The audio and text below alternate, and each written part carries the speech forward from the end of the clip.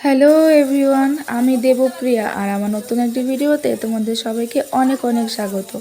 তো এবারের মহালয়া আমরা দুজনে মিলে কিভাবে কাটালাম তারই কিছু অংশ তোমাদের সাথে শেয়ার করলাম। বিয়ের পর কিন্তু এটা আমার থার্ড মহালয়া, মানে 3 বছর হয়ে গেল আমি বাড়ি থেকে চলে এসেছি। আর এখনও কিন্তু বাড়ির সবাইকে অনেক মিস করি আর জলপাইগুড়িকেও অনেক মিস করি।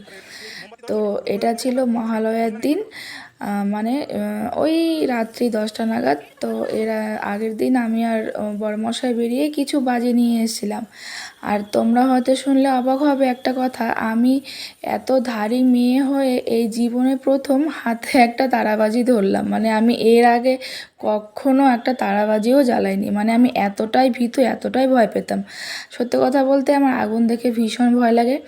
তো এবার অনেক সাহস করে জ্বালিয়েছি। তো এখানে ও আমাকে একটা একটা করে জ্বালিয়ে দিচ্ছিল আর আমি এমনি বাচ্চাদের মতো হাতে ধরে শুধু নাড়াচ্ছিলাম। তো যাই হোক, সব মিলিয়ে কিন্তু এবারে মহালয়াটা আমার কাছে বেস্ট লেগেছে।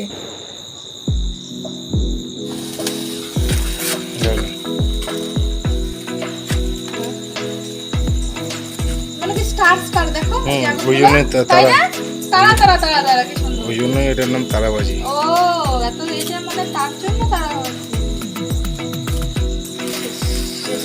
কন্টিনিউ জগতে থাকে।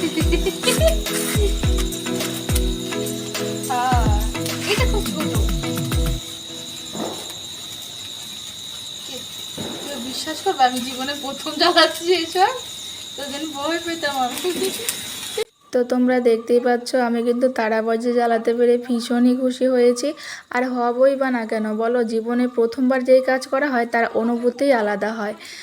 আর কিছুক্ষণের জন্য মনে হচ্ছিল আমি একদম বাচ্চা হয়ে গেছি। আসলে আমরা যতই বড় হই না কেন, যতই আমাদের বয়স বাড়ুক না কেন, মানে ওই যে একটা কথা আছে না, দিল তো বাচ্চা হাজি, মানে এই কথাটা সত্যি।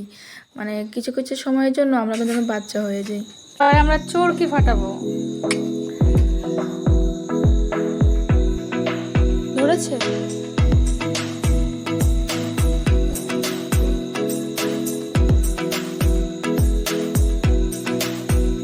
সময় নেয় খুব চলতে।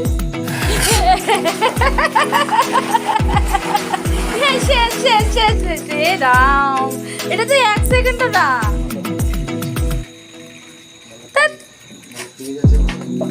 এটা তো আরো খানিকক্ষণ থাকতে পারতো, তো শেষই হয়ে গেল, 1 সেকেন্ডও থাকলো না এটা।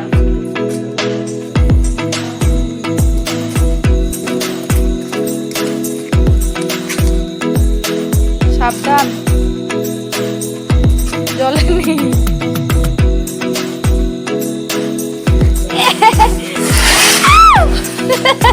এটা এরকম কেন? এর আমার কিছুই হলো না।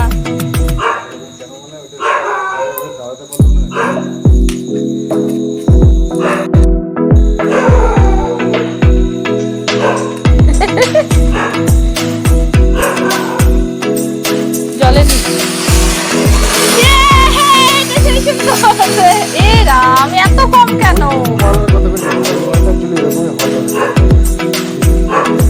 হ্যাঁ, তো খুব কম সময় থাকে তো এরাম। কি বাজে গন্ধ।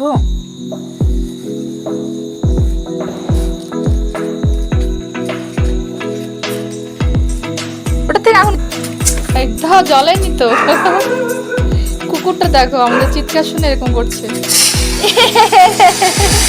অনেক দূর গেছে, অনেক দূর চলেছে, কি সুন্দর। এটা কটা এনেছো? 5টা।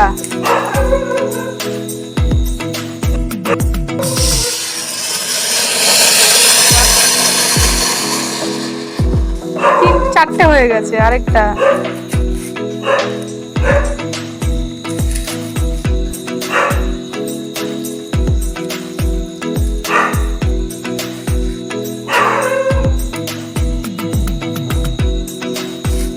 সরে যাও,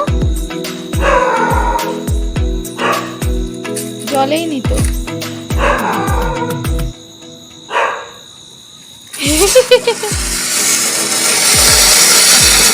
শেষ। 1 সেকেন্ডও তো না থাকে না গো, টাকাই নষ্ট ফালতু। দেখতে ভালো লাগে। আর আছে যেটা, এটা কি? এই ছোট মালগুলো ফাটাও, কালকে যে চালাও পড়েই গেল।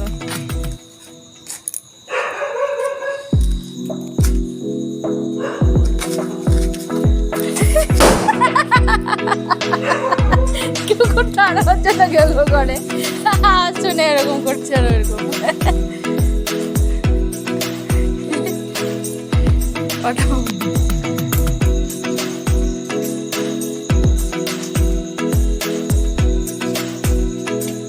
হাত সাবধান। কি জোরে ছোট, তাও কি আওয়াজ দেখো। না না না আমি এগুলো ফাটাই না, আমি তারাবাতি ঠিক আছে আমার জন্য দলেই নি। ভালো আওয়াজ না, ড্যাম ছিল না কিন্তু একটাও। শেষ, এটা লাস্ট। হাত দিয়ে কেন, মনটা দিয়ে বেশি করো। চলো এই দুটোই। তো মোটামুটি আমাদের সব বাজি ফাটানোই কমপ্লিট হয়ে গেছিলো। আর ও বলছিল তাহলে চলো ছাদে গিয়ে একটা অ্যাটলিস্ট ফাটাই। তো ছাদে গিয়ে নাকি ও রং মশালটা জ্বালাবে, এর জন্য ছাদে যাচ্ছিলাম। আর আসলে ওর ইচ্ছে ছিল যে মহালয়ার দিন ভোরবেলা ছাদে গিয়ে বাজি ফাটাবে, কিন্তু ও কপাল করে এতই ঘুমকাতুরে বউ পেয়েছে যে ও আমার জন্য কিচ্ছুই করতে পারে না। মানে আমি যদি ঘুমিয়ে পড়ি তাহলে আমি আর কিচ্ছু টের পাই না, কেউ যদি আমাকে তুলে নিয়ে ফেলে দেয় তাতেও আমি মনে হয় টের পাবো না। আমরা ছাদে গিয়ে দেখতে পেলাম যে ছাদে ভীষণ অন্ধকার, মানে ছাদের লাইটটা যে কবে কেটে গেছে আমরা জানিই না। আসলে আমাদের ছাদে সেরকম যাওয়া হয় না, মানে কলকাতায় এত গরম, মানে ছাদে গেলে আরও মনে হচ্ছে গাটাই পুড়ে যায়। আর এখানে দুদিন থেকে বৃষ্টিও হচ্ছিল, তো এখানে আর কি টর্চ জ্বালিয়ে ধরে আমি রেখেছিলাম, আর ওখানটায় কাজ করছিল। আর আশেপাশে থেকে এত বোমের আওয়াজ আসছিল, মানে কান পাতাই দায় হয়ে যাচ্ছে। নেই এখানে,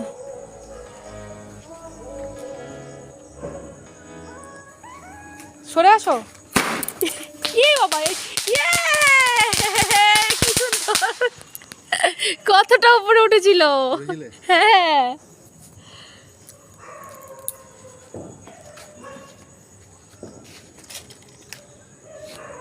কি গন্ধ, পোড়া পোড়া দেখো।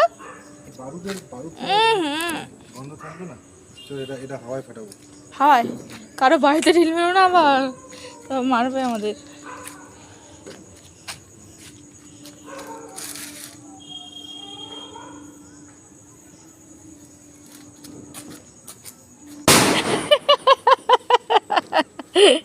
শেষ, চলো নেই শেষ। আবার লক্ষ্মী পুজোর দিন ফানো ছড়াবো। হ্যাঁ